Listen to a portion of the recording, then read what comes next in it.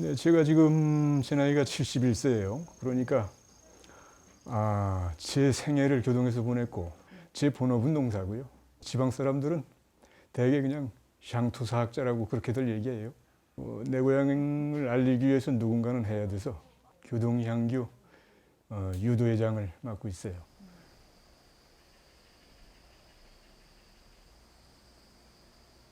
교동을 이제 양경인후라고 해요. 조선시대의 서울과 고려시대의 개성, 이 양경 수도를 들어갈 수 있는 목구멍과 같은 곳이다. 그때는 이제 그 운송 수단이 전부 배였었고 교동을 통해서만 서울로 올라갈 수 있는 그런 중요한 요충지였었거든요. 그리고 현대는 교동은 너무 크게 핍박을 받고 제재를 받고 창살 없는 감옥에서 이렇게 생활하는 그런 악순환이 계속됐죠. 6.25 이제 그때부터.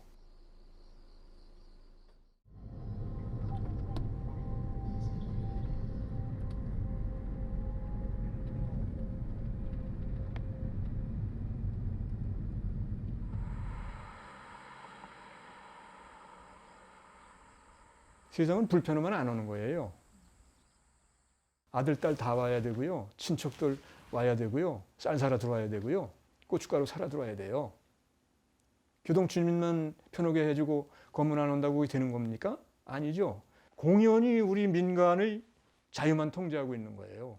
무슨 일 벌어지면은 또 거의 폐쇄시키다시피 하고 우리 도서지역 황금어장 다 못하게 막아놓고.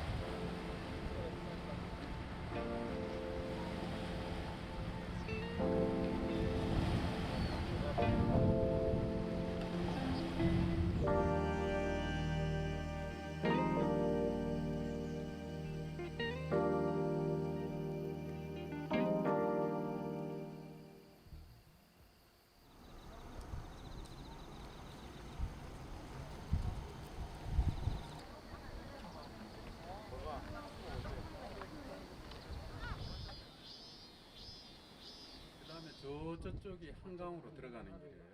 저는 현재 강화에서 강화언론문화협동조합이라고 하는 활동들을 하고 있고요. 강화에서 매년 그 7월 27일 정전협정일에 맞춰서 평화의 배 띄우기 행사들을 하고 있습니다. 파주 탄현문부터 시작을 해서 강화 서도면 보름도까지가 67km인데 그 67km는 한강하고 중립수역이라고 정전협정 1조 5항에 그렇게 딱 명기가 되어져 있습니다. 쌍방의 육지로부터 100m 이내까지는 무장하지 않은 민간인들의 출입이 허용되어진 공간이에요. 그리고 여기에는 무장 군인들이 들어올 수 없는 공간이에요.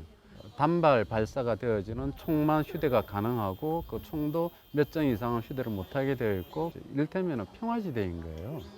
쌍방 100m 이내에서는 자기들이 어로 활동이 얼마든지 가능하게끔 만들어요. 근데 현실은 정반대가 된 거죠. 유엔사라고 하는 곳에 허락을 받아서 이렇게 여기를 들어간다라고 이야기를 하지만 국방부가 이렇게 주권을 갖다 군사 주권을 갖다 이렇게 좀 포기한 측면들이 강하고요. 그래서 지금도 이렇게 우리가 한강하고 평화의 배 띄우기 행사라든지 그다음에 철책에서 평화 손잡기 행사라든지 할 때 항상 문제가 되어지는 것이 이제 그 문제거든요. 바다에 행사를 할 경우 허락을 받아야 된다라는 것과 그 철책을 갖다 사진을 찍으면 안 되고 막 이런 부분도 있지 않습니까? 근데 이제 뭐 얘기로 나오겠지만 다 철책이 나오잖아요.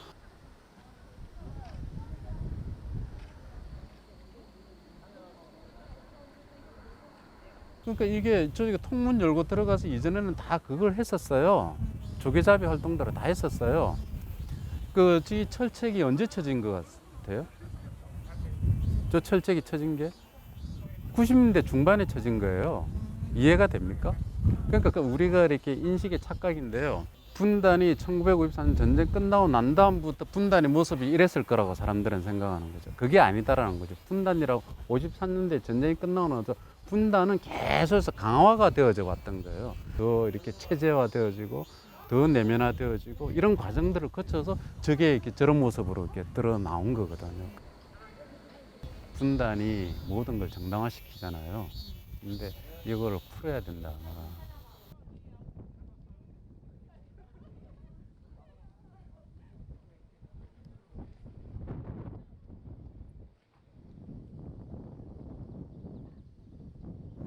6.25 전에는 그쪽에 혈연 관계가 다 있죠.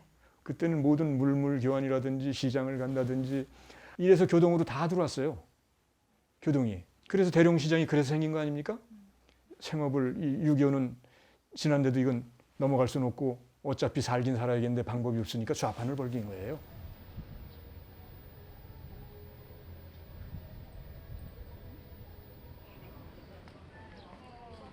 그런 시절에 뭐 저쪽에서 오신 주민들 얼마나 힘들었겠어요. 거기는 이제 끈끈한 정도 많고 안타까운 일도 많이 일어났고 들어갔다가 오늘 저녁에 들어가서 우리 고모부가 그러셨대요.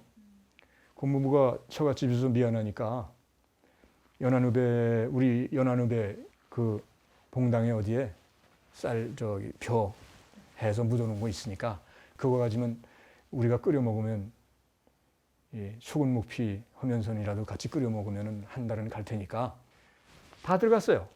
들어가가지고 그 이튿날 못 나왔어. 휴전이 돼버렸어. 막혀버렸어. 이게 얼마나 큰 슬픔이냐고요. 이런 것이.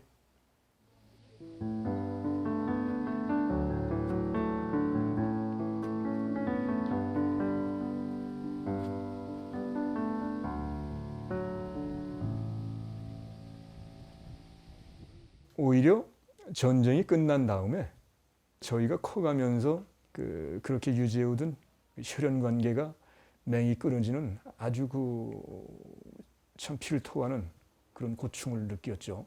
그러니까 연애하면은 어떤 문제가 발생했느냐? 그 아버지가 그 전에 나 죽이려고 그랬단다. 이런 게 생기는 거예요. 저쪽에서 나와서 반공이라는 그 기체 아래 타이거 여단이라든지 유격대라든지 교동 주민에게는 악몽과 같은 그런 피해의 사실이 많죠. 북쪽에서 들어오면 북쪽에서는 또 완장차만 자기네들 편이라고 그러고 완장 뛰면은 이건 자유 불확실하고 그러고 그래가지고 그 피해는 뭐 양쪽에서 어디 발을 붙일 수 없을 정도의 그 곤욕, 정신적인 곤욕, 육체적인 곤욕 또 생과 사의 곤욕을 함께 누린 그런 지역이죠.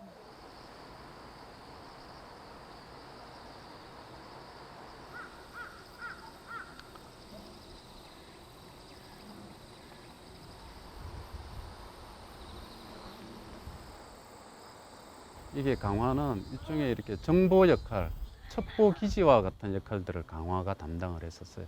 그래서 그 인천 상륙 작전이 있고 난 다음에 첩보 부대들이 뭐 켈로 부대들이라든지 그 다음에 이런 이제 자경단 조직이라든지 이런 부분들이 이제 강화에도 마찬가지로 첩보 부대 사령부나 이런 부분들이 있었던 거죠. 그래서 여기에서 그 일반 그 민간인들을 갖다 이렇게 해서 이렇게 북한으로 저 마주 보이는 저쪽으로 이렇게 이제 사람들을 보내는 거죠. 한 10살부터 해서 이렇게 한 6, 7살 되는 애들이 가서 이렇게 이제 정보를 갖다 이렇게 캐치를 해서 이제 이렇게 그게 이제 소년유격대인데 그것도 이렇게 이제 마을별로 해서 이렇게 조직도 하고 그렇게 되어져 있어요. 낙동강 전선처럼 열전이 있었던 지역은 아니나 끊임없는 어떤 이렇게 그 소규모 내전과 같은 부분들이 있었던 곳이에요. 이런 부분들에 있어서 서로가 어떻게 화해하고 서로가 갖고 있는 어떤 원망이나 쌓여 있는 부분들을 다 헤어날 수 있는지에 대해서는 그 방법에 대해서는 정말 이렇게 진지하게 고민을 해야 되고 국가가 지금처럼 그냥 이렇게 이빨림식으로 이렇게 이야기해서 될 문제는 아닐 거다.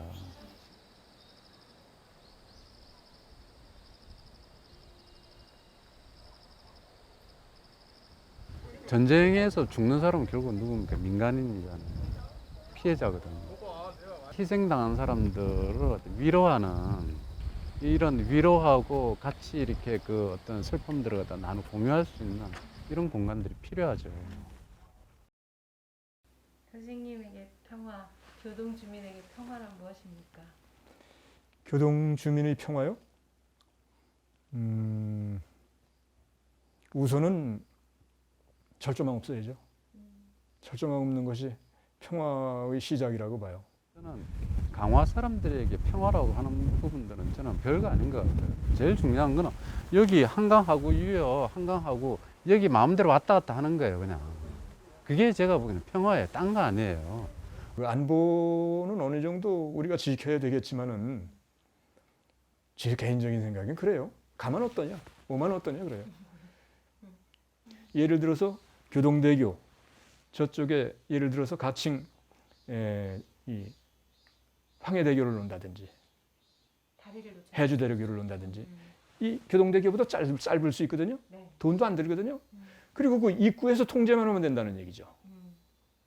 그러면 교동은 평화지대로서 충분히 활용이 될 것이다.